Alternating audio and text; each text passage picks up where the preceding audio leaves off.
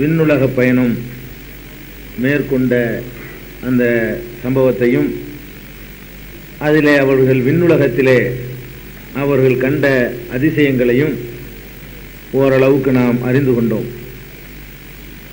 இந்த விண்ணுலக பயணத்தை பெருமானார் ஸல்லல்லாஹு அலைஹி வஸல்லம் அவர்கள் முடித்துவிட்டு இந்த மண்ணுலகுக்கு திரும்பிய பிறகு இந்த நிகழ்ச்சியை மக்களிடத்திலே அவர்கள் சொல்கிறார்கள். மக்கள்கிட்ட சொல்லித்தான் ஆகணும். ஒரு உண்மையான ஒரு நிகழ்ச்சியை அவங்க பார்த்துருக்கிறாங்கன்னு சொன்னா அல்லாஹ்வுடைய தூதர் என்ற முறையில் எதையும் மறைக்காம சொல்லித்தான் ஆகணும். நம்ம சொல்றோமே, இதை நம்புவாங்களா நம்ப மாட்டாங்களா அப்படின்னு யோசிக்க முடியாது. ஒரு இறை தூதர் இறைவன் புறத்திலிருந்து காட்டப்பட்ட எல்லா காட்சிகளையும் எல்லா செய்திகளையும் அப்படியே எடுத்து சொல்றது அவங்களுடைய கடமை. இது மாதிரி ஒரு சம்பவம் நமக்கு நடந்தது உண்மையா இருந்தா கூட நம்ம சொன்னா நம்புவாங்களாங்கிற தயக்கம் நமக்கெல்லாம் வரும். சில விஷயங்கள் அதிசயமா இருந்தா கூட இதை போய் சொன்னா ஏத்துக்குவாங்களா, சரி நமக்கு நடந்து நம்மளோட இருக்கட்டுமே அப்படின்னு நினைக்க கூடாது.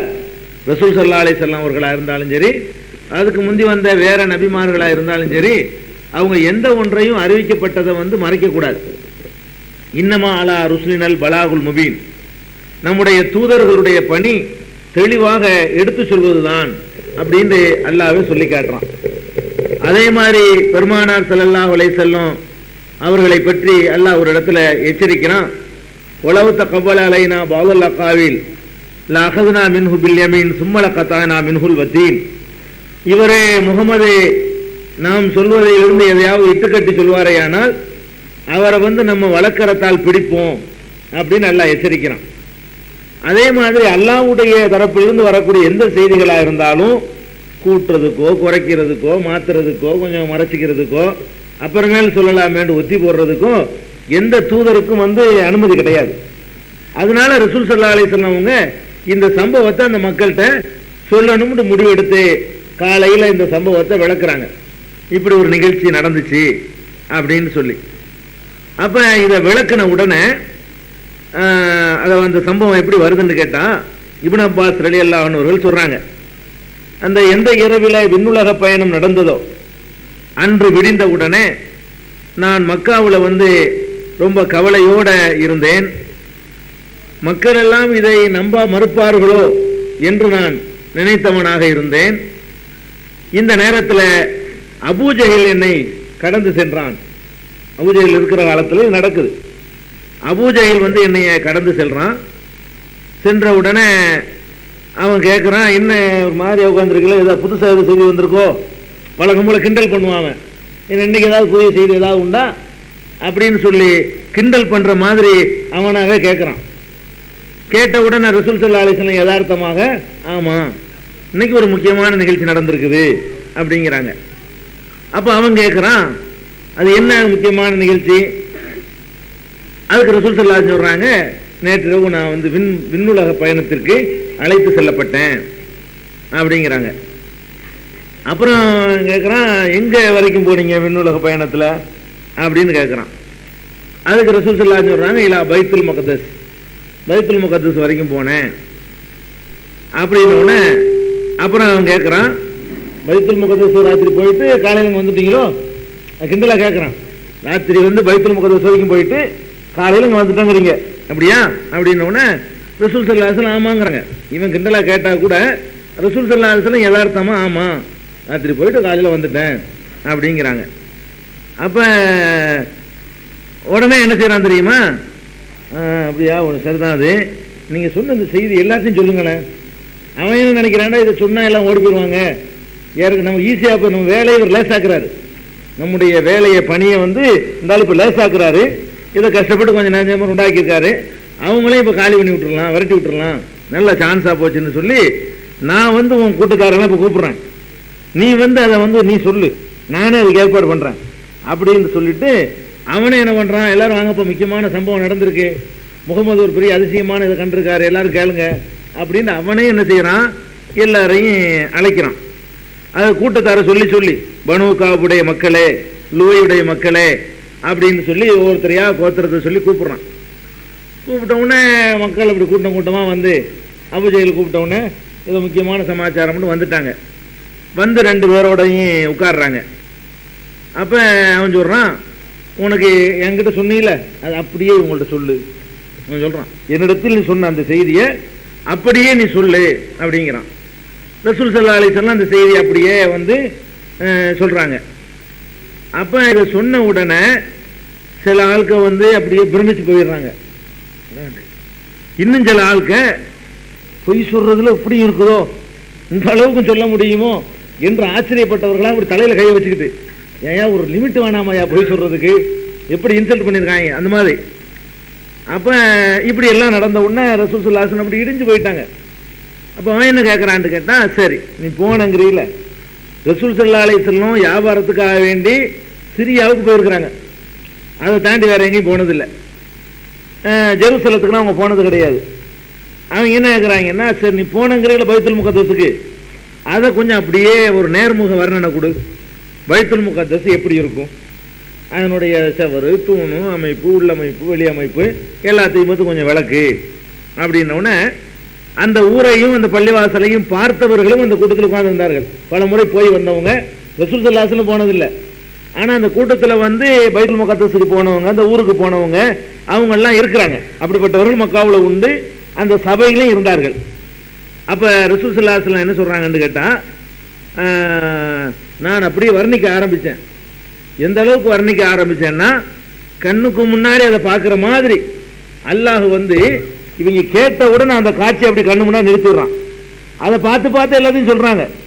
அதாவது இதை வந்து ஒருத்தன் நம்மளே இருக்கணும் வைங்களேங்க, நீங்கள் ஒரு பள்ளியாசலுக்கு போய் தொழுவுறீங்க, வழக்கமாக தொழுவுற பள்ளியாசன்னு வைங்களேன், அந்த பள்ளியில் எத்தனை சப்பு நிற்பாங்கன்னு கூட உங்களுக்கு சொல்ல முடியாது.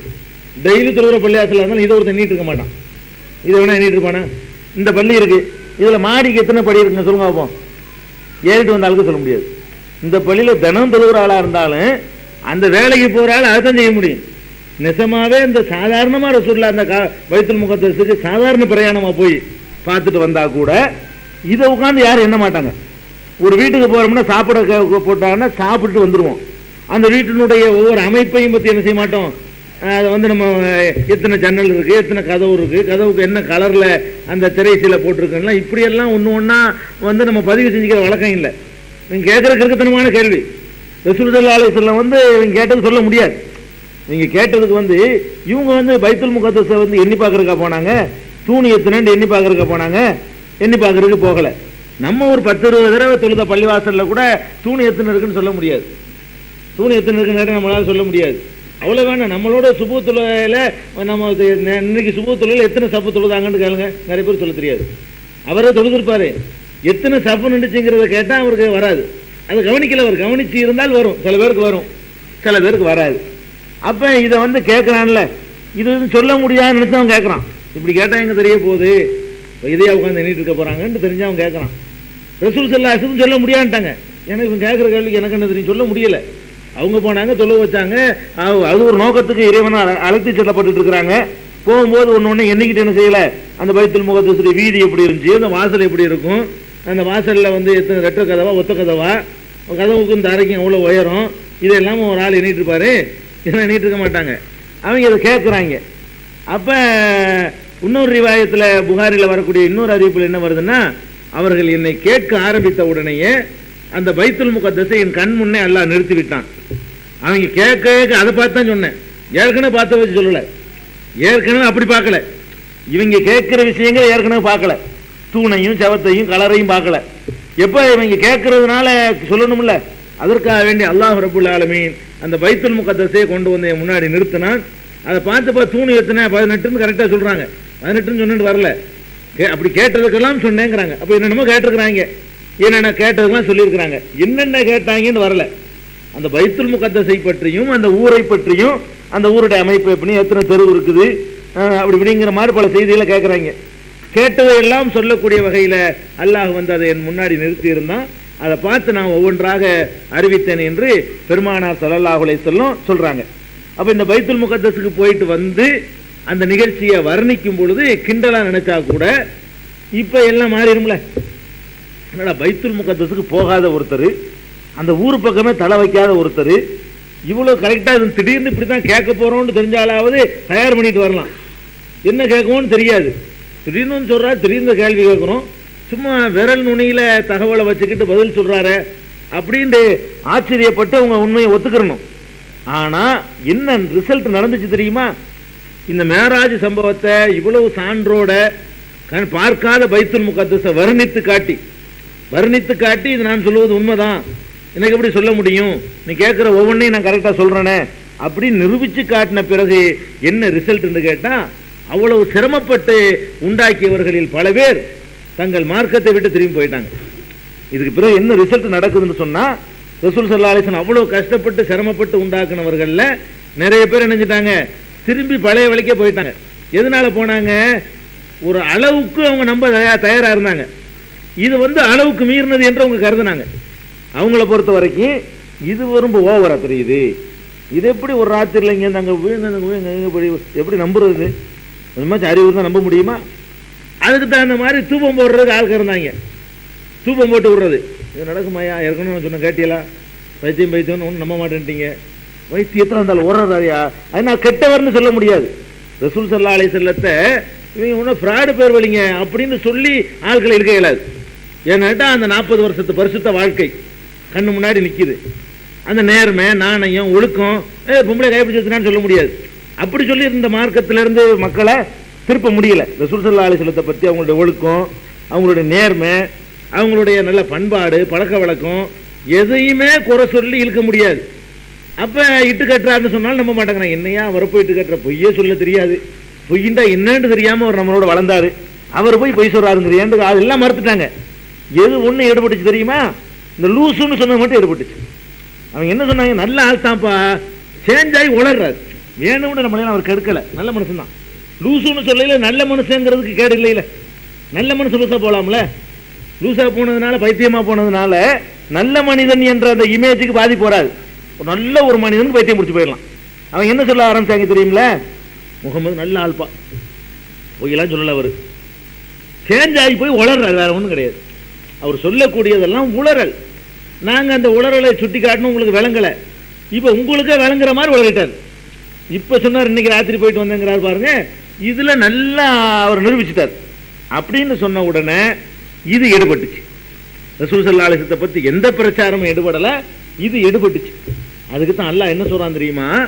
வமா ஜஅல்னா அர்-ருயா, சூரத்துல் இஸ்ராவுல இந்த பனி சுப்ஹானல்லதி அஸ்ரான் இந்த மேராஜை பத்தி அல்லாஹ் சொல்றானே, அந்த சூராவுலே அல்லாஹ் சொல்றான், வமா ஜஅல்னா அர்-ருயல்லதி அரைனாக்க இல்லா ஃபித்னத்தல் லின்னாஸ். நபியே, உமக்கு அந்த காட்சியை காட்டினோமே, அந்த காட்சி எதற்கு காட்டினோம் என்று சொன்னால், இல்லா ஃபித்னத்தல் லின்னாஸ், மனிதர்களை சோதித்து அறிவதற்காகத்தான் காட்டினோம். இதை காட்டினது பெரிய உங்களுக்கு தரஜாவை தர்றதுக்காக காட்டல. இந்த காட்சிகளை காட்டினது எதுக்கு தெரியுமா? அல்லாஹ் நினைத்தால் எதுவும் முடியும் என்று நம்புறோம் எத்தனை பேர்? அல்லாஹ்வுக்கு கூட நமக்கு முடிகிறது தான் முடியும், நமக்கு எது சாத்தியமோ அதுதான் அல்லாஹ்வுக்கு சாத்தியம் என்று நினைக்கிறோம் எத்தனை பேர்? இதை ஃபில்டர் பண்ணி எடுக்கணும். அந்த கலிசதையெல்லாம் ஓடட்டும், அறகுறையா நம்புனவங்களாம் ஓடட்டும்னு தான் நான் இதை செஞ்சேங்கிறேன். அல்ல எதுக்கு இதை செஞ்சோம்னு சொன்னா, அல்லாஹ்வை நம்புறதா இருந்தா அப்படி நம்பணுங்க. அல்லாஹ்வை, அல்லாஹ்வுடைய ரசூல் தூதர்னு நம்புறதா இருந்தா அவர்கிட்ட பொய்யே வராது அப்படின்னு அந்த அளவுக்கு என்ன செய்யணும், உறுதியாக நம்பணும். அப்படி நம்புனவர்களாக இருந்தால் ஒரு ஸ்டெப் கூட எடுத்து பின்னாடி வைக்க மாட்டாங்க. நீங்க அல்லாஹ்வுடைய தூதர் நாங்க உங்களை ஏத்துக்கிட்ட பிறகு, அல்லாஹ்வால் நியமிக்கப்பட்ட தூதர் சொன்னா எல்லாத்தையும் ஏத்தனாவனு எவன் சொன்னாலும் ஏத்துக்கிற தேவையில்லை. ஒருவரை அல்லாஹ்வுடைய தூதர் என்று ஏற்றுக்கொண்டோமையானால், அல்லாஹ்வால் நியமிக்கப்பட்ட தூதர் பொய் சொல்லக்கூடாது. பொய்யர் அல்லாஹ் தூதரை தேர்ந்தெடுக்க மாட்டான். அப்ப நீங்க சொல்லும்போது நாங்க ஏத்தனை ஆகணும்னு போயிட்டா அவன் உறுதியா இருக்கிறான்னு அர்த்தம். அவன் என்ன செய்யறான், இது எப்படிங்க நடக்கும், எல்லாம் ஜாத்தியப்படுமாங்க, இதெல்லாம் நடந்திருக்குமாங்க, என்ன ஒரு அளவு வேணாமாங்கன்னா அவன் சரியில்லைன்னு அர்த்தம். இப்ப இவனை மாதிரி ஆட்களை இழுத்துக்கிட்டு போய் நாளைக்கு ஒரு பெரிய சாம்ராஜ்யத்தை உண்டாக்க வேண்டியிருக்கு. ரசூல் ஸல்லல்லாஹு அலைஹி வஸல்லம் இந்த 13 வருஷ காலம் உருவாக்குறாங்களே, இந்த மக்கள் தான் பேசிக்கு.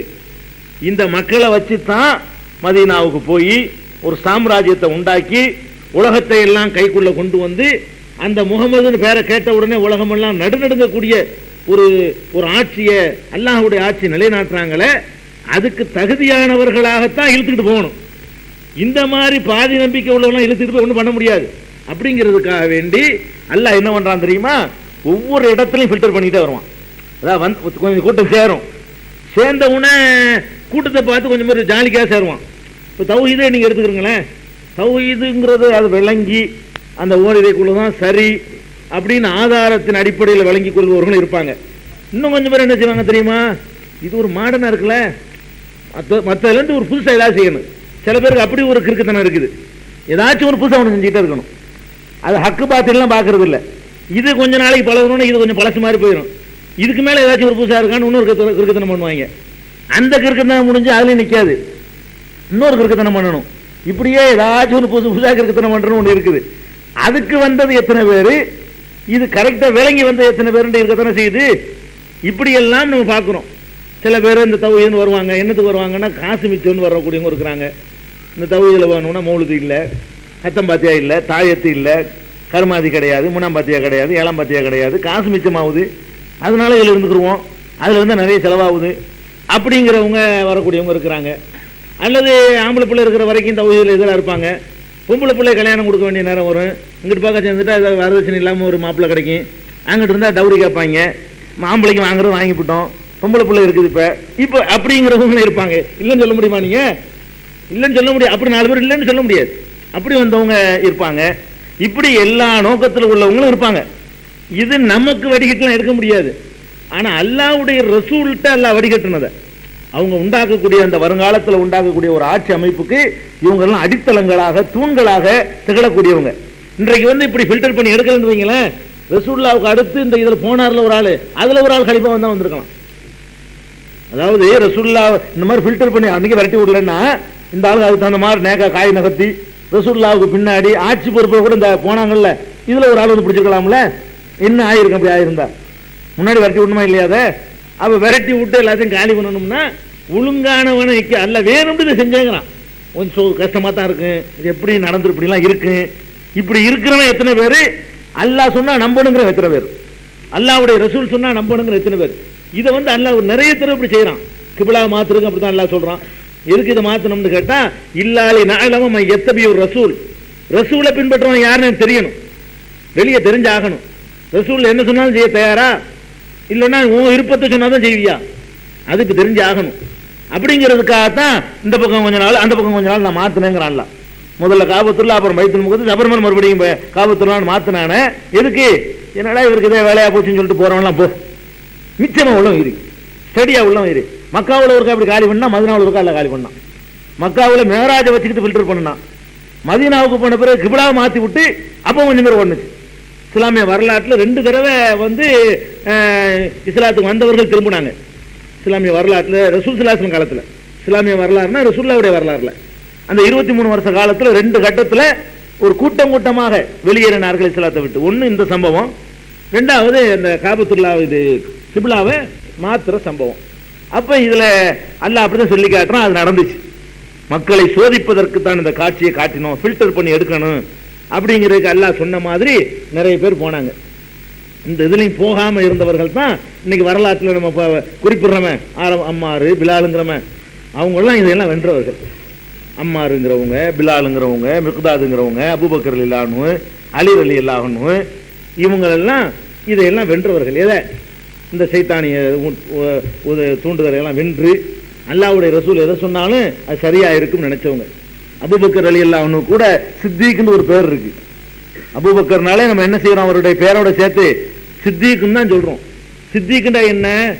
சித்திக் என்றால் மிகவும் மெய்ப்பிப்பவர், உண்மைப்படுத்துபவர், ரொம்ப நம்புறவர்.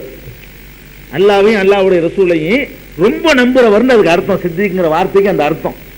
இந்த சித்திக் என்று எதனால் இவர் குறிப்பிடப்படுறாரு? மேராஜ் சம்பவத்தை வச்சு தான் அந்த பேரே அவருக்கு வருது. ஆனா அவர் காலமெல்லாம் அந்த சித்திக்காக இருந்தார். இந்த ஒரு சம்பவத்தில் மட்டும் அவர் இருக்கல, காலமெல்லாம் அவருடைய ஈமானை வந்து அசைச்சு பார்க்கவும் முடியல. அந்த அளவுக்கு ஸ்டடியான ஒரு ஈமான் உள்ளவராக அவர் இருந்தார். இந்த மேராஜ் சம்பவத்தை வந்து அபூபக்கரை இப்போ இழுத்துடலாங்கிறதுக்காக சொல்றாங்க. அபூபக்கரை என்னாச்சு பார்த்தியா, உங்களால இந்த ஆளு இவனுக்கு பின்னாடி ஓடுறியா, நீ லூசுக்கு பின்னாடி போறியா?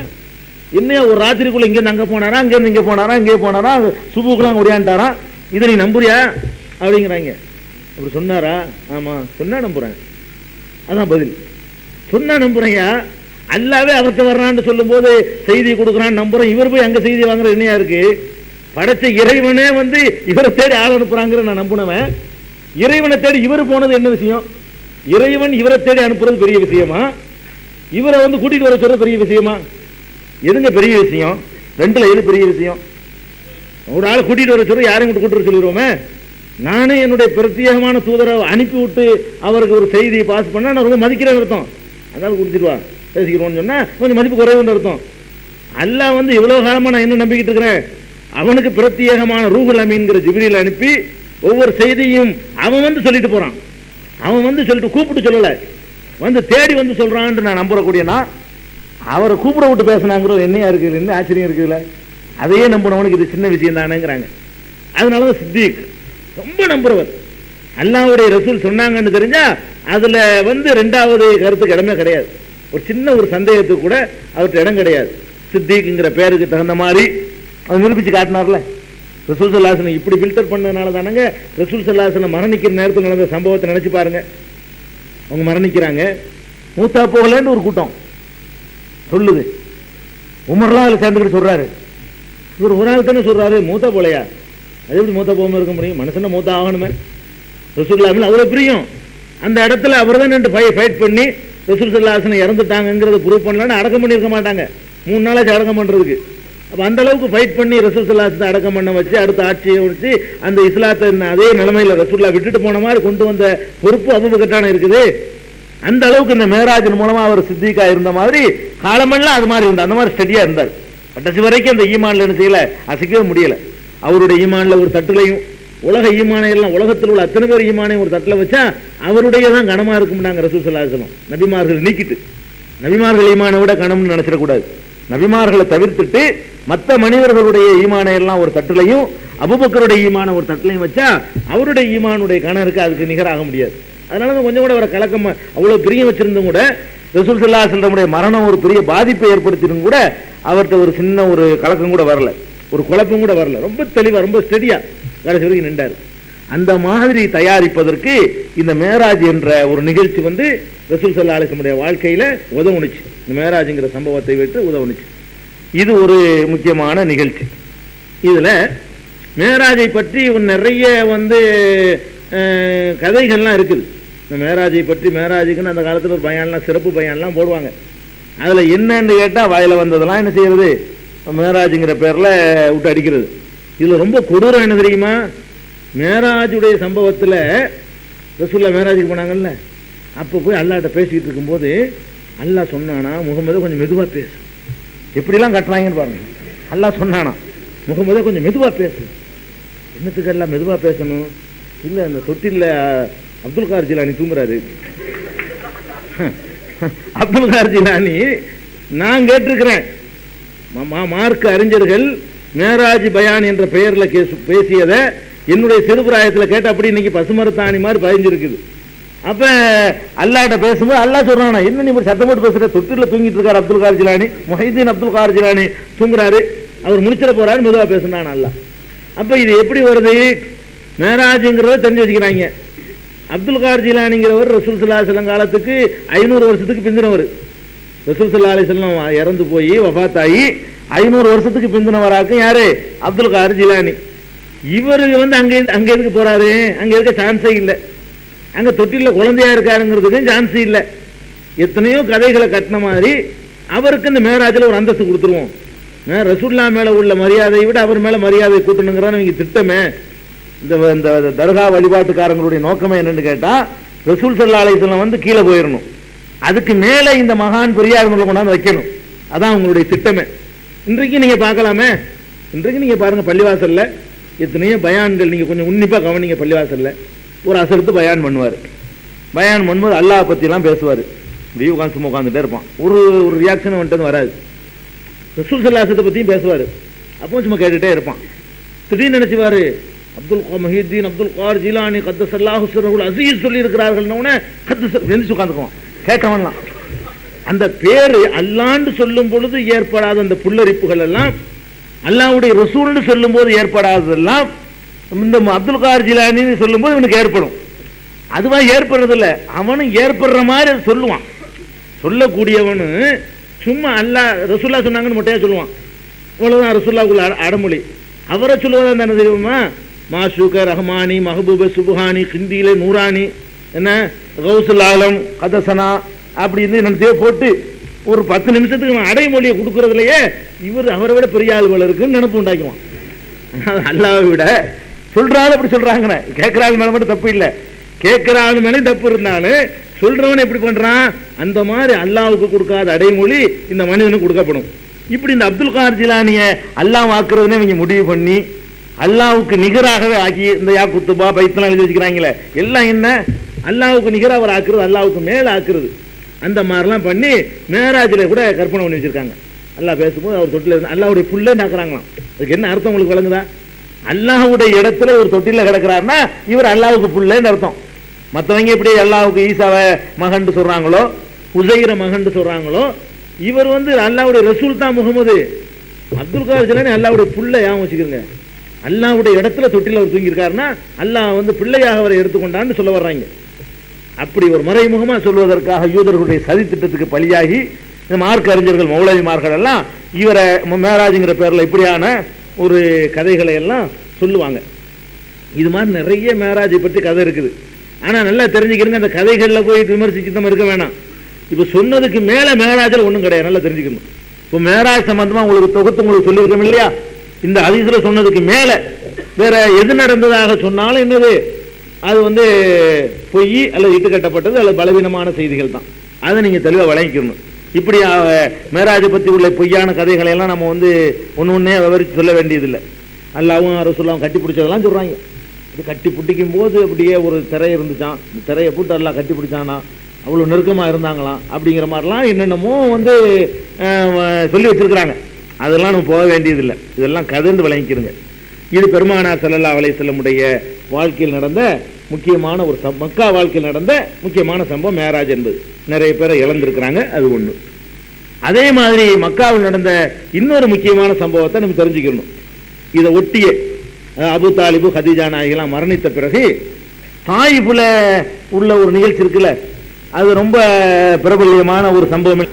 ரசூல் ஸல்லல்லாஹு அலைஹி வஸல்லம் தாயிஃபுக்கு போனது, அந்த சம்பவத்தை பாடல்களாகவும் அதைகளாகவும் தாயிஃப் நகரத்து வீதியிலே எங்கள் தாகா ரசூல் நபி நடக்கையில பாவிகள் செய்த கொடுமையினை என்னை பார்த்தால் நெஞ்சம் உருகுதம்மான்னு படிக்கிறார்ல, இப்படி பாட்டுலாம் வந்துருச்சு தாயிஃபை பத்தி. ஆனா இந்த தாயிஃப் சம்பந்தமாக சொல்லக்கூடிய அந்த வரலாறு இருக்குல்ல, கொஞ்சம் கூடுதலா கற்பனை பண்ணியிருக்கிறாங்க. தாயிஃப் நிகழ்ச்சின்னு இருக்க இவங்க சொல்லக்கூடிய அந்த வர்ணனை உள்ள நிகழ்ச்சிகள் எல்லாம் நடந்ததற்கு எந்த ஹதீஸ் நூல்லையும் ஆதாரம் கிடையாது. தாயிஃப்ல இவங்க சொன்ன மாதிரி வர்ணிக்கிறாங்கல்ல, எப்படி இருக்குது தாயிஃபை பத்தி கேட்டா ஒன்னே ஒண்ணுதான் இருக்குது ஹதீஸ்கள்ல. அதாவது உஹதுல ரசூல் ஸல்லல்லாஹு அலைஹி வஸல்லம் அவர்கள் உடல் ரீதியாக ரொம்ப துன்பப்படுத்தப்பட்டது உஹது போர்க்களத்துல நமக்கு தெரியும். ரசூல் ஸல்லல்லாஹு அலைஹி வஸல்லத்தை மற்ற நேரத்துல எல்லாம் வாயினால துன்பப்படுத்திருப்பாங்க, திட்டுனாங்க, பேசினாங்க. உடல் ரீதியாக துன்பப்படுத்தினது இந்த ஒட்ட குடலத்துக்கு வச்சாங்க, அது ஒரு சின்ன ஒரு துன்பம். உடல் ரீதியாக ரசூல் ஸல்லல்லாஹு அலைஹி வஸல்லம் பெரிய துன்பத்திற்கு ஆளானது உஹது போர்ல நமக்கு தெரியும். எந்த அளவுக்கு துன்பத்துக்கு ஆளானாங்க? பல்லு உடைக்கப்படுது, ரத்தம் சிந்துற துன்பத்தை நான் சொல்றேன். அதாவது துன்பத்துல 2 வகை இருக்குங்க, திட்டுறது, பேசுறது, கிறுக்கங்கிறது, பைத்தியக்காரங்கிறது, சோறு கொடுக்காம ஆக்குறது, ஊர் விளக்கம் பண்றது, இதுகள்லாம் ஒரு துன்பம். இது ஒரு வகை துன்பம். இன்னொரு வகை துன்பம் என்னன்னா அடிக்கிறது, உதைக்கிறது, மிதிக்கிறது, ரத்தம் சிந்துற மாதிரி ஆக்குறது, இது ஒரு துன்பம். மற்றவர்கள் எல்லாம் இந்த உடல் ரீதியான துன்பத்தை நிறையவே அனுபவிச்சாங்க. பிலால் அளவுக்குலாம் ரசூல் ஸல்லல்லாஹு அலைஹி வஸல்லம் அனுபவிக்கல. பிலாலை போட்டு மிதிச்சாங்க, அப்படி ஒரு சித்திரவதைலாம் பண்ணல. இந்த குலத்தினுடைய மரியாதைக்காக வேண்டி அபு தாலிபு அந்த குறைஷி குணம் அதுல கை வைக்க கூடாதுங்கிறதுக்காக அப்படிலாம் பண்ணல. ரசூல் ஸல்லல்லாஹு அலைஹி வஸல்லம் உடல் ரீதியாக ஒரு பெரிய துன்பத்தை அடைந்திருக்கிறார்கள் என்று சொன்னால் உஹது போர்ல அடைஞ்ச துன்பம் பெரிய துன்பம். எப்படிப்பட்ட துன்பம்? பல்லு உடையுது. பல்லு உடையுதுன்னு சும்மா சாதாரணமா எடுத்துக்க கூடாது. சும்மா உடையிற பல்லு வேற. பல்லு உடையுதுன்னா களத்துல வாளேந்தி போர் செய்யும் பொழுது எதிரிகளுடைய வாழ்வுடைய தாக்குதல்ல பல்லு உடையுதுன்னா அந்த வேகம் எப்படி இருக்குன்னு பாத்துக்கணும். வெட்டுல உடையுது.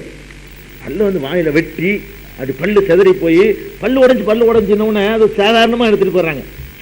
என்ன பல்லு உடைகிறது அல்லது பல்ல பார்த்து கரெக்டா அப்படி வருவாங்க. போர்ல பல்லு உடைஞ்சது ஒரு அடையாளம். அதை விட என்ன நடந்துச்சுன்னா முகத்துல வந்து கடுமையான காயங்கள். எந்த அளவுக்குன்னா ரசூல் ஸல்லல்லாஹு அலைஹி வஸல்லம் சொல்றாங்க, அதாவது நபியுடைய முகத்திலே இரத்த சாயம் பூசியவர்கள் எப்படி வெற்றி பெறுவார்கள்ங்கிறாங்க. பல்லு மட்டுமா உடைஞ்சப்ப முகமெல்லாம் ஆட்டி வெட்டு, தழும்புகள் வெட்ட அந்த வாள்ல கிட்ட நெருங்கி ரசூல் ஸல்லல்லாஹு அலைஹி வஸல்லம் களத்தில் நின்று போர் செய்வார்கள். மற்ற தளபதிகள் மாதிரி ஆர்டர் பண்ண மாட்டாங்க, அவங்களே தளபதியா இருப்பார்கள், அவர்களே உள்ள ஊடுருவார்கள், அவர்களே ஆயுதம் தாங்கி போராடுவார்கள். அதான் ரசூல் ஸல்லல்லாஹு அலைஹி வஸல்லம் வாழ்க்கை. அந்த மதீனா வாழ்க்கையில போர்கள்னு தனியா நம்ம சொல்லுவோம். ரசூல் ஸல்லல்லாஹு அலைஹி வஸல்லம் சந்திச்ச போர்கள் எப்படி இருந்தது, ஒவ்வொரு போர்களையும் வர்ணிச்சு தனித்தனியா பிரிச்சு என்ன செய்வோம், இந்த மக்கா வாழ்க்கை முடிஞ்ச பிறகு ஒவ்வொரு அம்சமான பிரிச்சு சொல்ல போறோம். ரசூலுல்லாஹ்வுடைய வீரம், ரசூலுல்லாஹ்வுடைய நேர்மை, ரசூலுல்லாஹ்வுடைய நாணயம், ரசூலுல்லாஹ்வுடைய துணிவு, இப்படின்னு ஒவ்வொரு வகையா என்ன செய்வோம், எளிமை, அடக்கம், இதெல்லாம் பிரிக்குவோம். அதுல போர்க்களத்தை பத்தி வரும்போது நீங்க தெரிஞ்சுக்கிறீங்க. இந்த உஹது போர்ல ரசூல் ஸல்லல்லாஹு அலைஹி வஸல்லம் அவர்களுடைய பல்லும் உடைக்கப்படுது, வாழ்நாள வெட்டி உடைக்கப்படுது. பல்லு உடைக்கப்படுதுன்னா வாழ்நாள வெட்டி என்ன செய்யப்படுது, உடைக்கப்படும். ஒரு வாயெல்லாம் வெட்டிப்பட்டிருக்கும், மூஞ்சிலாம் ரத்தக்கார பூசப்பட்டிருக்கு. இதை வந்து சஹாபாக்களுக்கு மத்தியில் ரொம்ப எந்த அளவுக்குன்னா மூர்ச்சையாகி விழுந்துட்டாங்க. அப்ப விளங்கிருங்களேன், அந்த உஹது போர்ல நடந்த சம்பவம் என்னன்னு கேட்டா, பல்லு உடைஞ்சவனாச்சும் மூர்ச்சையாகி விழுவானா? பல்லு உடைஞ்சவன்லாம் மூர்ச்சி மயக்கம் போட்டு விழுந்துடுறானா?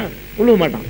அப்ப ரசூல் ஸல்லல்லாஹு அலைஹி வஸல்லத்துக்கு என்ன கதி ஏற்படுதுன்னா, பல்லு உடைஞ்சதை மட்டும்தான் சொல்லிட்டாங்க. பல்லு உடைந்த நேரத்திலும் எங்கள் பெருமான பின்வாங்கி ஓடவில்லை எங்கள் பெருமான, இது ஒண்ணுதான் சொல்றாங்க. பல்லு மட்டுமா உடைஞ்சிச்சு? பல்லுங்கிற ஒரு சின்ன விஷயம், அதோட பெருசெல்லாம் நடந்துச்சு. அந்த மூஞ்சி வந்து விகாரப்படுத்தப்பட்டுச்சு, பல முனையில வெட்டப்பட்டுச்சு. அதுல ஒரு பல்லு ரெண்டு பல்லும் விழுந்துச்சு, ரெண்டு முன்பொருட்களும் நெஞ்சிச்சு விழுந்துச்சு. அப்ப இவ்வளவு பெரிய துன்பத்தை பற்றி சஹாபாக்கள் கேட்கிறாங்க. இந்த பத்ர்ல உஹதுல வந்து எந்த அளவுக்கு துன்பம்னா மூர்ச்சையாக விழுந்துடுறாங்க. ரசூல் ஸல்லல்லாஹு அலைஹி வஸல்லம் மூத்தாயிட்டாங்கன்னு வதந்திகள் பரவுது உஹது போர்ல. ரசூல் ஸல்லல்லாஹு அலைஹி வஸல்லம் மயக்கம் போட்டு விழுந்த உடனே முகமது இறந்துட்டார்னு பரவுது. சஹாபாக்கள்லாம் பின்வாங்கி ஓட ஆரம்பிக்கிறாங்க. அவ்வளவு பெரிய ஒரு சம்பவம் அது. அது உஹது போரை நம்ம விளக்கும் போது வச்சுக்கிறோம். அப்ப கேட்கறாங்க, அந்த உஹது போர்ல பட்டீங்களே கஷ்டம், அதுக்கு நிகரா எந்த கஷ்டமாவது நீங்கள் பட்டிருக்கிறீர்களா ரசூலுல்லாஹ்ட்ட கேட்கறாங்க. அப்ப ரசூல் ஸல்லல்லாஹு அலைஹி வஸல்லம் சொல்றாங்க, ஆமா, அதை தாண்டி ஒரு இடத்துல கஷ்டப்பட்டிருக்கிறேன். அது என்ன தாண்டி பட்டிருக்கிறேன்? சகீஃப் கோத்திரத்தார். சகீஃப் தான் தாயிஃபில் இருந்தவங்க.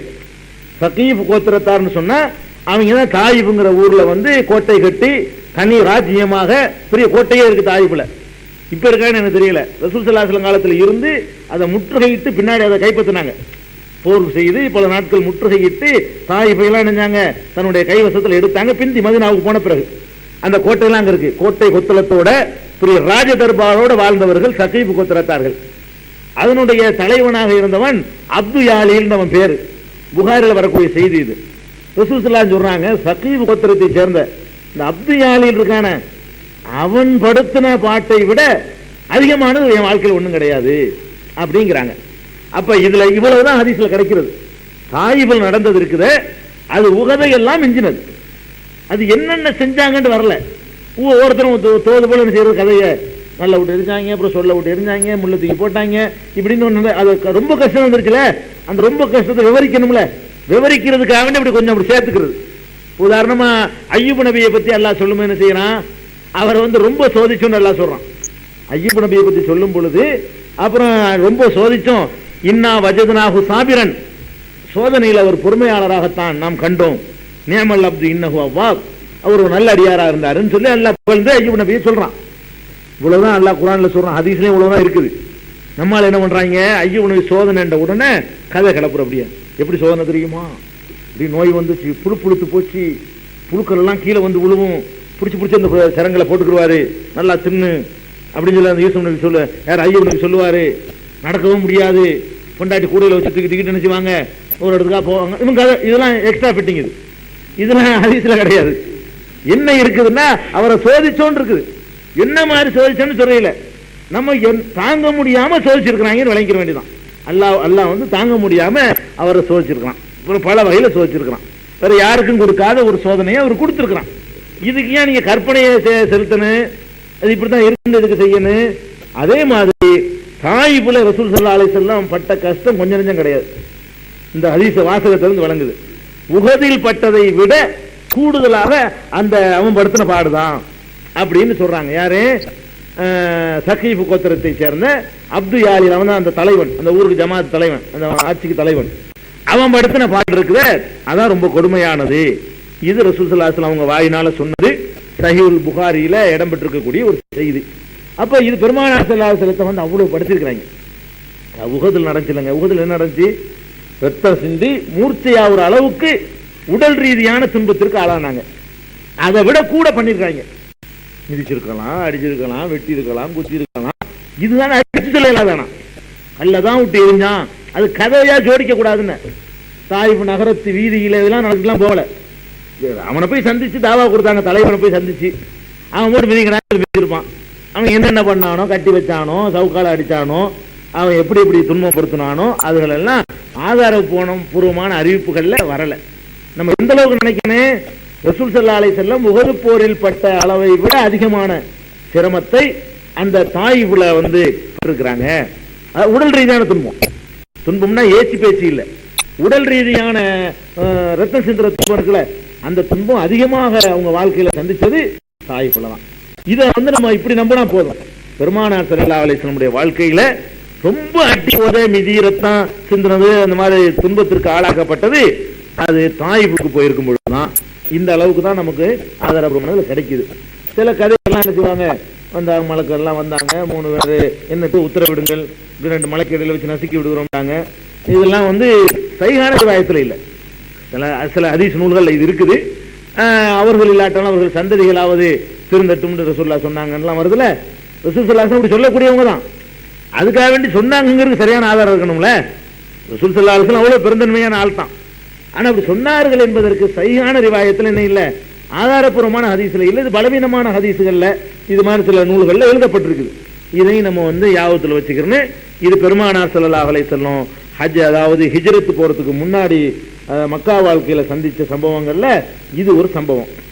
இதுக்கப்புறம் அவங்க வாழ்க்கையில உள்ள இன்னொரு சம்பவம் வந்து ஹிஜ்ரத்துங்கிற பயணம். ஹிஜ்ரத்துன்னு ஒரு பயணத்தை அவங்க மேற்கொள்றாங்க. இந்த ஹிஜ்ரத்து பயணம் இருக்குது, பெருமானார் ஸல்லல்லாஹு அலைஹி வஸல்லம் இதை கஷ்டப்பட்டு போனாங்க மாத்திரம் நீங்க விளைவிக்க கூடாது. பெரிய ஒரு ராஜதந்திரி, அல்லாஹ்வுடைய ரசூல் மட்டும் இல்லைங்க, பெருமானார் ஸல்லல்லாஹு அலைஹி வஸல்லம் சரியான ராஜதந்திரி. அவர் திட்டம் போட்டாங்கன்னா அப்படி அவ்வளவு அழகா காய் நகர்த்துறதுலையும் பிளான் பண்றதுலையும், ஒரு ஆட்சி தலைவன், ஒரு அரசியல் தலைவர்கள் எப்படி நடந்து கொள்ள, அதுக்கான முறைகேட்டில் கையாளுறது இல்லை.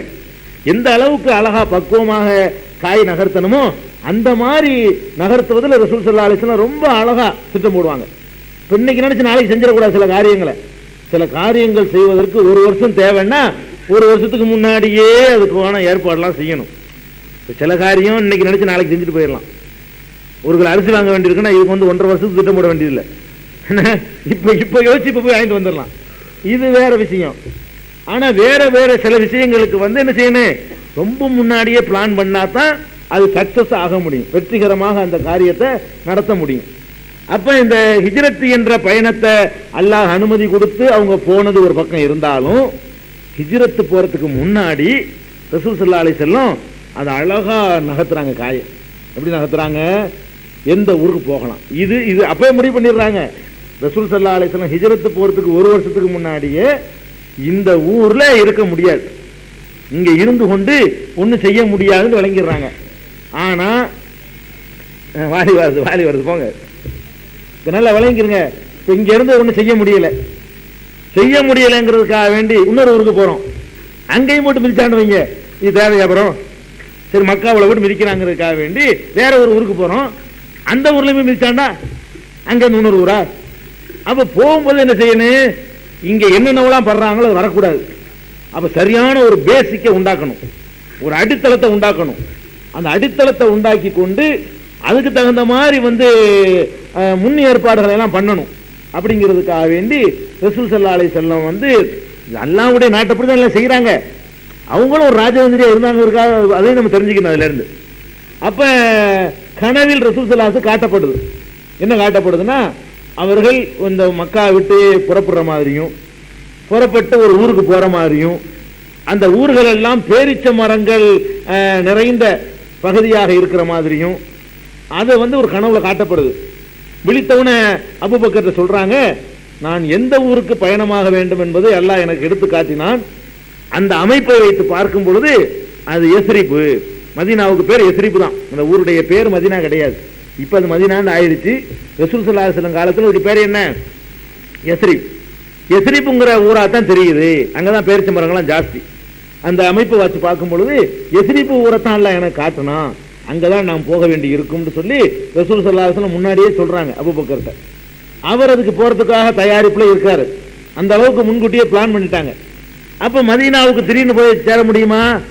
அங்க போய்கிட்டு இதே மாதிரி அவங்களும் போட்டு வச்சாங்க, என்ன பண்றது? அங்க அடுத்த ஹிஜ்ரத்தா பண்ண முடியும். அதனால என்ன பண்றாங்கன்னா ரசூல் ஸல்லல்லாஹு அலைஹி வஸல்லம் இந்த ஹஜ்ஜிக்கு வருவாங்க இல்லையா, ஒரு வருஷத்துக்கு முன்னாடியே ஹஜ்ஜிக்கு வருவாங்க. ஹஜ்ஜிக்கு உம்ராவுக்குலாம் அந்த மக்கள் வருவாங்க பல ஊர்கள்ல இருந்து.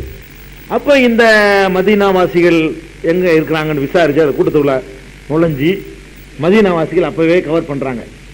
அங்கேயே இவங்க தயார் பண்ணி இந்த ஆட்களை அங்க ஒரு டீமை முதல்ல தயார் பண்ணணும். நம்ம போகாமலேயே அங்க ஒரு வேலையை நெட்வொர்க் பண்ணி வச்சுக்கணும்.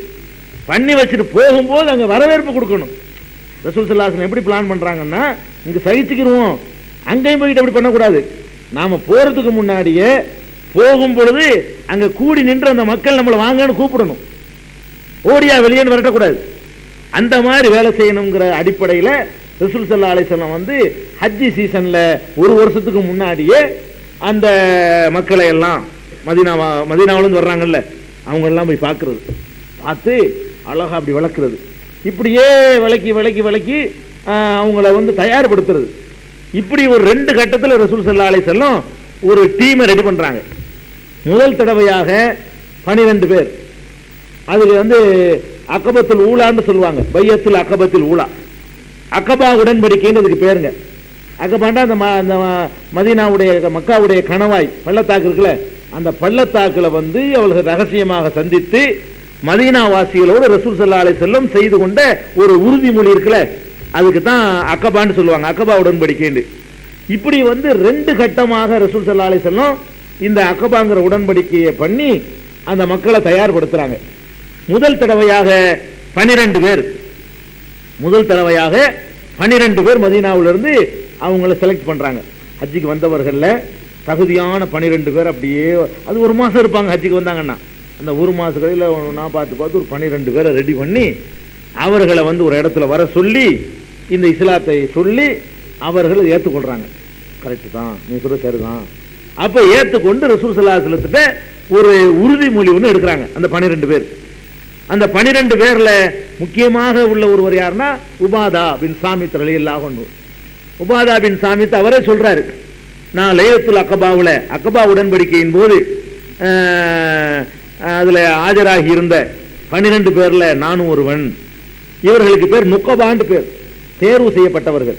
அதாவது நாளைக்கு வந்து மதீனாவில் ஒரு களம் அமைப்பதற்காக வேண்டி களப்பணி ஆற்றுவதற்காக தேர்வு செய்யப்பட்டவர்களுக்கு நுக்கபாக்கள்னு பேரு. அந்த 12 நுக்கபாக்கள்ல நானும் ஒருவனாக இருந்தேன் என்று உபாதா பின் சாமித் ரலியல்லாஹு அன்ஹு அவர்கள் சொல்றாங்க. அப்ப ரசூல் ஸல்லல்லாஹு அலைஹி வஸல்லம் அந்த 12 பேரை கூப்பிட்டு உறுதிமொழி எடுக்கிறாங்க. என்ன உறுதிமொழி? ஃபர்ஸ்ட் உறுதிமொழி, அலா அல்லாஹ் துஷ்ரிகு பில்லாஹி ஷையா, அல்லாஹ்வுக்கு நீங்க எதையுமே இணை வைக்க கூடாது. அதுக்கு முதல் உறுதிமொழி தரணும். அது எந்த கட்டத்திலையும் அல்லாஹ்வுக்கு ஈக்குவலாக யாரையும் எதையும் என்ன செய்யக்கூடாது, கருதக்கூடாது. இரண்டாவது வலா தஸ்ரிகு, நீங்கள் வந்து திருடக்கூடாது. வலா தஸினு, விபச்சாரம் செய்யக்கூடாது. வலா தக்துலு அவுலாதக்கும், உங்கள் குழந்தைகளை கொல்லக்கூடாது. அந்த உசுரோட கொல்ற வழக்கம் இருந்துச்சுல, அதை நீங்க பண்ணக்கூடாது. வலா தஅது பி புஹ்தானின் தஃப்தரூனஹு பைன ஐதீக்கும் வ அர்ஜுலிக்கும், நீங்க வந்து கண்டும் காணாமலும் இட்டுக்கட்டி சொல்றீங்கல்ல, அந்த மாதிரி கூட குறைய போட்டு சொல்றது, இந்த இட்டுக்கட்டுற சமாச்சாரத்தை யாருக்கு எதிராகவும் செய்யக்கூடாது. வலா தாசு ஃபீ மஅரூஃபின், நல்ல விஷயங்கள் சொல்லும் பொழுது அதுல எதிர்க்கக்கூடாது, நல்ல விஷயங்கள்ல மாறு செய்யக்கூடாது, எதிர்க்கக்கூடாது. இதை யாராவது நீங்கள் வந்து முழுமையாக நிறைவேற்றினீர்கள் என்று சொன்னால் அவருக்குரிய கூலி அல்லாஹ்விடத்தில் இருக்கிறது. யாராவது இந்த உடன்படிக்கையை மீறி இந்த பாவங்களை செய்து விட்டீர்களே ஆனால், எதை செஞ்சிடறது, திருடக்கூடாதுன்னு திருடிட்டீங்க, விபச்சாரம் பண்ணக்கூடாது பண்ணிட்டீங்க, குழந்தையை கொள்ளக்கூடாது கொண்டுட்டீங்க, இட்டு கட்டக்கூடாது பண்ணிட்டீங்க, நல்ல விஷயங்களை இருக்கக்கூடாது ஏத்துட்டீங்க. இப்படி யாராவது இதில் உள்ள ஒரு தப்பை செய்து இந்த உலகத்தில் அதற்கு ஒரு தண்டனை அல்லாஹ் கொடுத்து விட்டார் என்று சொன்னால் கஃபாரத்துன் லஹு, அதுவே அவருக்கு அந்த பிராயச்சித்தமாக மாறிவிடும். மறுமையில் அல்லாஹ் ஒன்றும் செய்ய மாட்டான். அதுக்கு தண்டனை கொடுத்துட்டா திருடுறான் கையை வெட்டிவிட்டோம் அங்க ஒருக்கு அதுக்கான எல்லாம் என்ன செய்ய மாட்டான், தண்டிக்க மாட்டான். ஒமன் அசாப மின்தாலிக்க செய்யன் சும்மா சத்திரகுல்லா, இந்த பாவங்களை யாராவது செஞ்சு அல்ல அதை மறைச்சிட்டாண்டு வைங்க, யாருக்கும் தெரியல, ஆட்சியாளருக்கும் தெரியல, ஒருத்தருக்கும் தெரியல, மறைச்சு விட்டான் என்று சொன்னால் புகவையிலல்லா, அவன் பொறுப்பு அல்லாஹ்விடத்தில் இருக்குது. விரும்புனா மன்னிப்பான், விரும்புனா தண்டிப்பான். இதை ஒத்துக்கிறீங்களா, இதுக்கு எனக்கு உறுதிமொழி செஞ்சு தர்றீங்களா என்று கேட்கிறாங்க. கேட்ட உடனே இதை ஏற்றுக்கொண்டு நாங்கள் 12 பேர் என்ன செஞ்சோம், பையத்து செய்து கொடுத்தோம். ஃபர்ஸ்ட் இந்த 12 பேர் மதீனாவை சேர்ந்த ஒரு 12 பேர் ரசூல் ஸல்லல்லாஹு அலைஹி வஸல்லம் மக்காவுல வந்து சந்திச்சு ஹஜ் சீசன்ல சந்திச்சு உறுதிமொழி எடுக்கிறாங்க இந்த 12 பேர். அதே மாதிரி இன்னொரு ரிவாயத்தில் என்ன வருதுன்னு கேட்டா, அதாவது ரசூல் ஸல்லல்லாஹு அலைஹி வஸல்லம் அந்த உடன்படிக்கையில சொன்னாங்க இல்லையா, அந்த உடன்படிக்கையில வேற சில செய்திகள்லாம் சொல்றாங்க. எப்படி சொல்றாங்கன்னு கேட்டா, துபாய் ஊனி, எனக்கு நீங்கள் பையத் செய்ய வேண்டும், அல சம்இ வத்தா, செவியுற்று என்னுடைய பேச்சை கேட்டு கட்டுப்பட்டு நடப்பதாக என்னிடத்தில் உறுதிமொழி செய்ய வேண்டும். நிஷாத்தி வல் கஸ்லி, ரொம்ப சந்தோஷமான விஷயங்களா இருந்தாலும் சரி, சங்கடமான விஷயங்களா இருந்தாலும் சரி, எனக்கு என்ன செய்யணும், நீங்க கட்டுப்பட்டு நடக்கணும். அதே மாதிரி அலன் நபக்கத்தி ஃபில் உஸ்ரி வல் யுஸ்ரி, வறுமையிலையும் செல்வத்திலையும் செலவழிக்கணும். அல்லாஹ்வுக்காக செலவழிக்க சொன்னா என்ன செய்யணும், பொருளாதாரத்தை செலவு செய்யணும். அதுக்காக எனக்கு உறுதிமொழி கொடுங்க. அலல் அம்ரி பில் மஅரூஃபி வன் நஹி அனில் முன்கர், நல்லதை பிறருக்கு எடுத்து சொல்லி தீயதை தடுக்கிறது, அதற்காக வேண்டி நீங்க என்னிடத்தில் என்ன செய்யணும், உறுதிமொழி செய்யுங்க. அது மாதிரி வஅலா அன் தகூலு ஃபில்லாஹி, அல்லாஹ்வுடைய விஷயத்தில் நீங்க பேசும் பொழுது லா தஅஹுதுக்கும் ஃபீஹி லௌமத்துல் ஆயிமின், எவன் குறை கூறுறாங்கிறத பத்தி அதை அலட்சியமே படுத்திடணும். அல்லாஹ்வுடைய மார்க்கத்தை பற்றி பேசும் பொழுது குறை கூறுபவர்களுடைய அந்த விமர்சனத்துக்கு நீங்க மதிப்பு கொடுக்கக்கூடாது, பயப்படக்கூடாது, விமர்சனத்துக்கு பயப்படக்கூடாது. அடுத்து வஅலா அன் தன்சுரூனி இதா கத்தம்து இதா கதிம்து யஸ்ரிப, யஸ்ரிபுக்கு நான் வரும் பொழுது எனக்கு நீங்கள் உதவ வேண்டும். முதல்ல அட்வான்ஸ் போடுறாங்க பாருங்க, யஸ்ரிப் உங்க ஊருக்கு நான் வரும் பொழுது எனக்கு வரப்போறேன்னு முன்னாடி சொல்றாங்க நடத்தினானே, நான் உங்க ஊருக்கு வரும் பொழுது எனக்கு நீங்கள் உதவ வேண்டும். தம்னஊனி மிம்மா தம்னஊன மின்ஹு அன்ஃபுஸக்கும் வ அஸ்வாஜக்கும் வ அப்னாஅக்கும், உங்களையும் உங்க பொண்டாட்டிமார்களையும் உங்க பிள்ளைகளையும் எப்படி காப்பீர்களோ அப்படி என்னையும் நீங்கள் காக்க வேண்டும். அவங்களுக்கு அரணா நின்று பாதுகாக்கிற மாதிரி என்னையும் நீங்கள் பாதுகாப்பதாக உறுதிமொழி தரணும். அப்ப அதெல்லாம் சொல்றாங்க. மதீனாவுக்கு வரப்போறதுக்கு வந்து வெறுமனே ஷிர்க் வைக்க கூடாது மட்டும் அக்ரிமெண்ட் இல்ல. அக்ரிமெண்ட்ல என்ன பண்றாங்கன்னா, இஸ்லாத்தை நீங்க ஏத்துக்கிறேன், அதோட எனக்கு நீங்க வந்து உதவி செய்யணும். நான் வருவேன், எனக்கு வந்து நீங்க எல்லா வகையிலையும் அப்படி உறுதிமொழி எடுத்தரணும். இப்படி செய்தீர்களே ஆனால் ஃபலக்குமுல் ஜன்னா, சொர்க்கம் உங்களுக்கு இருக்கிறது என்று நான் உறுதிமொழி தருகிறேன். அல்லாஹ்வின் சார்பாக சொர்க்கத்துக்கு தான் நான் உறுதிமொழி தர முடியும். இப்படி நடந்து கொண்டீர்களே ஆனால் நான் செய்யறேன் அப்படின்ற உடனே அப்ப நாங்கள்லாம் பையத்து செய்தோம் அப்படின்னு சொல்லி இன்னொரு அறிவிப்புல வருது. ஆக இந்த 12 பேர் வந்து ரசூல் ஸல்லல்லாஹு அலைஹி வஸல்லம் சந்திக்கிறாங்க இல்லையா, அந்த 12 பேர் சந்திக்கிற அந்த அக்கபாவுடைய முதல் உடன்படிக்கை இருக்கு பாருங்க, இது இஸ்லாமிய வரலாற்றில் மிக மிக திருப்புமுனையான ஒரு சம்பவம். இதுக்கு நிகரான ஒரு சம்பவம் எதுவும் இல்லைன்னு இதுல கலந்து கொண்ட 12 பேருமே கருதி இருக்கிறாங்க. உதாரணமா கஅப் இப்னு மாலிக், ஒரு பெரிய சஹாபி, இவருடைய வரலாறு ரொம்ப பிரசித்தமான வரலாறு. இவர் எப்படிப்பட்டவர்னா, அந்த 3 பேர் போருக்கு போகாம பின்வாங்கிடுவாங்க பாருங்க, அந்த சம்பவம் உங்களுக்கு எல்லாம் தெரியும். அந்த தபூக் யுத்தம் நடக்கும் பொழுது ரொம்ப நெருக்கடியான நேரம், அந்த நேரத்தில் வந்து போருக்கு கம்பல்சரியா வரணும்னு ரசூலுல்லாஹ் உத்தரவு போடுவாங்க. ஏன்னா எதிரியுடைய படை பலம் அதிகமா இருக்குது, ஒவ்வொருத்தரும் வந்து ஆகணும், இல்லைன்னா நம்ம அழிச்சிருவாங்கன்னு சொல்லி ரசூல் ஸல்லல்லாஹு அலைஹி வஸல்லம் கேட்கும் பொழுது அதுல இந்த கஅப் இப்னு மாலிக்ங்கிற ஒரு சஹாபி என்ன பண்றாரு, அவர் வந்து நாளைக்கு போவோமேன்னு இழுத்தடிச்சிடுறாரு. படையெல்லாம் புறப்படுது, அப்பவும் போக மாட்டேங்கிறாரு. சரி நம்ம போய் சேர்ந்துருவோம், வாகனம் பெரிய வாகனம் நல்ல குதிரை வச்சிருக்கோம்ல, அவங்க ஒரு நாள் முந்தி போனா கூட நம்ம போய் சேர்ந்து பிடிச்சிருவோம். மகசூல் நேரம், நல்ல அந்த பேரிச்சம்பழம்லாம் உற்பத்தியா இருக்கிற நேரம், இந்த நேரத்தில் நம்ம போனோம்னா இதெல்லாம் பாதிச்சிடும், ரசூலுல்லாஹ் முதல் போகட்டும், நம்ம வேகமா போய் அவங்கள போய் சேர்ந்துருவோம்னு சொல்லி இவர் அப்படியே பின்வாங்கிறாரு. இந்த போவோம்னா அப்புறம் போன மாதிரி தான், எதையுமே நினைச்சா உடனே செஞ்ச நல்ல காரியத்தை செஞ்சிடணும். இந்த போவோம்னா அது போக முடியாது, கடைசியில் போக முடியல. இந்த போவோம் நாளைக்கு போயிடும் நாளை கழிச்சு போயிடும் உடனே போய் கடைசியா போருக்கெல்லாம் போயிட்டு ரசூல்லா திரும்பி வர வரைக்கும் இவர் போகல. போகும்னு சொன்னவர் கொஞ்ச நாள் வரைக்கும் போவோம். அடுத்த நாள் என்ன பார்ப்பாரு, போய் சேர முடியுமா இனிமேல் புறப்பட்டு முதல்ல போய் சேர்ந்துடும் நினைப்பாரு.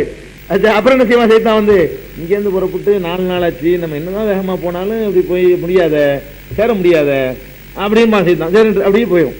கடைசியில் போகலை. அப்போ திரும்பி வந்துட்டாங்க. ரசூல்லா வர்றாங்கன்ற உடனே இவருக்கு திக்கு திக்குன்னு அடிக்குது. நிறைய பேர் இப்படி போகாமல் இருக்கிறாங்க.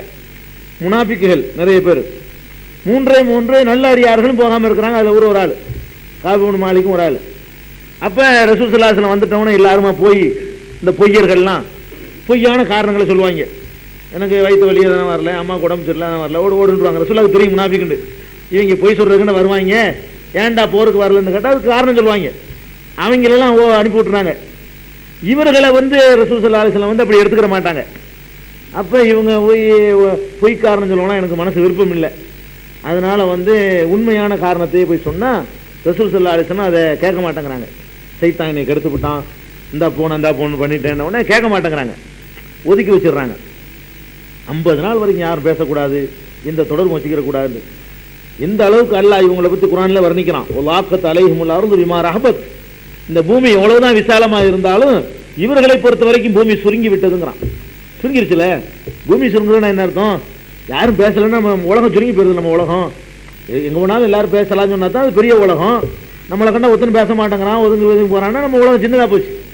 அவ்வளோ சின்ன உலகமாக போச்சு இவங்களுடைய உலகம்.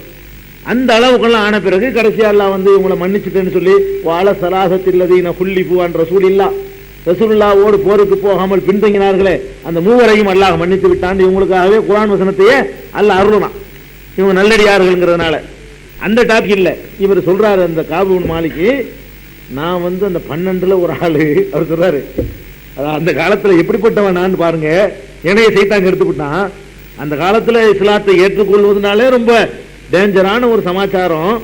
மதீனாவிலிருந்து நாங்கள் புறப்பட்டு மனக்கட்டு போய் ரகசியமா ஒளிஞ்சு போய் ரசூலுல்லாஹ்வை சந்திச்சு, நீங்கள் மதீனாவுக்கு வந்தீர்களே ஆனால் எல்லா நேரத்திலையும் நாங்க உங்களுக்கு ஒத்தாசையா இருப்போம்னு சொல்லி உறுதிமொழி எடுத்தவங்க 12 பேர். அதுல ஒருத்தனா பாருங்க என்னையே இந்த மாதிரி செய்தாங்க. அவர் சொல்லி காட்டுறாரு. அந்த 12ல் இவரெல்லாம் ஒரு ஆள். யாரு? காபு இப்னு மாலிக். அவர் என்ன சொல்றாருன்னு கேட்டா, பத்ர் போர்ற தவிர எல்லாத்துலையும் நான் கலந்து கொண்டவன் சொல்றாரு. லைலத்துல் அக்கபாவுலையும் கலந்துருக்கிறேன். அக்கபத்துல் ஊலா முதலாவது அக்கபா இருக்க அந்த உடன்படிக்கையிலையும் நான் இருக்கிறேன். பாக்கி எல்லா போர்லையும் நான் கலந்துருக்கிறேன். பத்ர் ஒன்னதான் நான் என்ன செஞ்சுக்கிறல, கலந்துக்கிறல. பத்ர் தான் ஒரு சிறந்த போர் என்று எங்களுக்குள்ள பேசிக்கிடுவாங்க. ஆனாலும் பத்ர்ல நான் கலந்துக்கிறல. காரணம் என்னன்னு கேட்டா, பத்ர் வந்து திட்டமிட்டு நடந்தது இல்லை. அது வேற ஒரு வேலைக்கு போகும்போது யுத்தமா வாங்கிக்கிருக்கு. அது வந்து இந்த வியாபார கூட்டத்தை மடக்கிறதுக்காக போனதான, போருக்குன்னு ஆட்களை திரட்டிக்கிட்டு அப்படி போனது இல்லை. அப்படி அறிவிக்கப்பட்டு அதில் நானே போயிருப்பேன். அது வேற ஒரு வியாபார கூட்டத்தை வழிமறிக்கிறதுக்காக போகும்போது அது வேற மாதிரி அவர்ல அங்கே திசை திருப்பி போட்டு பத்ர் போரில் சந்திக்கிற மாதிரி ஆக்கிவிட்டான். அதனால அதுக்கு நான் போக முடியல.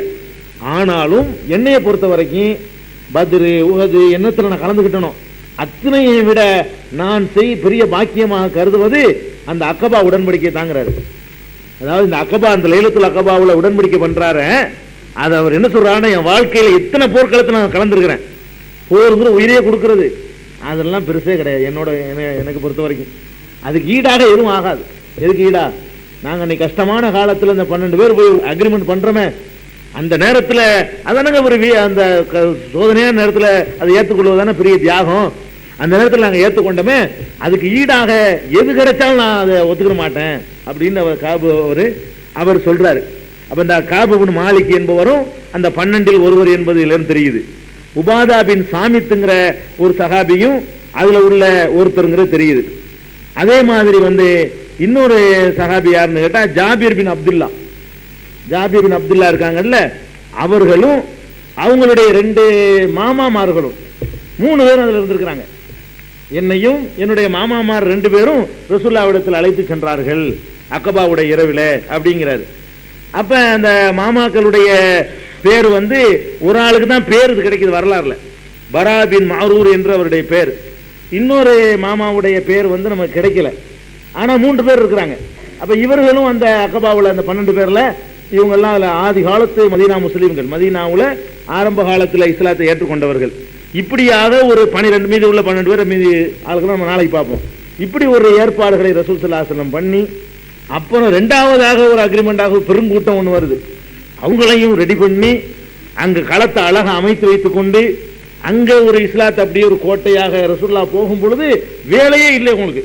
அந்த அளவுக்கு லேசாக்கி வைக்கிறதுக்கு அங்க உள்ள வேலைகள்லாம் செஞ்சுட்டு தான் ரசூல் ஸல்லல்லாஹு அலைஹி வஸல்லம் ஹிஜ்ரத்துங்கிற பயணத்துக்கு போனாங்க. மூன் பப்ளிகேஷன்ஸ் வெளியீடுகள்: இஸ்லாமிய அடிப்படை கல்வி, திருமுறையின் தோற்றுவாய், திருக்குரானில் அறிவியல் சான்றுகள் பாகம் 1, அர்த்தமுள்ள கேள்விகளும் அறிவுபூர்வமான பதில்களும், குரான் கூறும் ஓரிரை கொள்கை, நபி வழியில் தொழுகை சட்டங்கள், மாமனிதர் நபிகள் நாயகம், குரான் மட்டும் போதுமா, ஹதீஸ்கள் குரானுக்கு முரண்படுமா, அழகிய இஸ்லாமிய பெயர்கள், இதுதான் பைபிள், ஜனாசாவின் சட்டங்கள், ஏகத்துவமும் இணை வைப்பும், திருக்குரானின் அறிவியல் சான்றுகள் பாகம் 2, இஸ்லாம் பெண்கள் உரிமையை பறிக்கிறதா, பிறை ஓர் விளக்கம், இஸ்லாம் ஓர் இனிய மார்க்கம், நபி தோழியர் வரலாறு, குற்றச்சாட்டுகளும் பதில்களும், நோன்பு, இயேசு இறைமகனா, வருமுன் உரைத்த இஸ்லாம், உண்மை தோழர் அபூபக்கர் அலி, பெண்களுக்கான நபி வழி சட்டங்கள், அறிவுச்சுடர் அன்னை ஐசார் அலி, இஸ்லாத்தில் சொர்க்கம் நரகம், நபி தோழர்களும் நமது நிலையும், துவாக்களின் தொகுப்பு, முகைதீன் மௌலிது ஒரு ஆய்வு, குரானை எளிதில் ஓதிட, நபிகள் நாயகம் பல திருமணம் செய்தது ஏன், யாக்குத்பா ஒரு ஆய்வு, நபி வழியில் நம்ஹஜ், நபி வழியில் குழந்தை வளர்ப்பு, தராவி தொழுகை ஒரு ஆய்வு, ஜக்காத் ஒரு ஆய்வு, இஸ்லாத்தில் இல்லறம், கியாமத் நாளின் 10 அடையாளங்கள், நபிகளாரின் நற்போதனைகள், மன்னரை வாழ்க்கை, பைபிளில் நபிகள் நாயகம், இஸ்லாத்தின் பார்வையில் பில்லி சூனியம், தர்கா வழிபாடு, நபிகளாரின் இறுதி நாட்கள், இஸ்லாமிய கொள்கை, சரியான ஹதீஸ்களும் தவறான ஹதீஸ்களும், சந்திக்கும் வேளையில் கொள்கை விளக்கம், பேய் பிசாசு உண்டா, கற்பனை கதைகள், நவீன பிரச்சனைகளும் தீர்வுகளும், தப்லிக் தாகலிம் தொகுப்பு, சுபகான மௌலிது ஒரு ஆய்வு, மனிதனுக்கேற்ற மார்க்கம், நேர்ச்சையும் சத்தியமும், மனனம் செய்வோம், விளக்கப்பட்ட உணவுகள், அர்த்தமுல்லா இஸ்லாம், குர்பானியின் சட்டங்கள், தொழுகை, இஸ்லாத்தின் பார்வையில் கனவுகள், இஸ்லாமிய திருமணம், இறைவனிடம் கையேந்துங்கள், மீராஜும் அதன் படிப்பினைகளும், வேதம் கொடுக்கப்பட்டோர் யார் மற்றும் ப்ராபட் முகமது தி கிரேட்டர்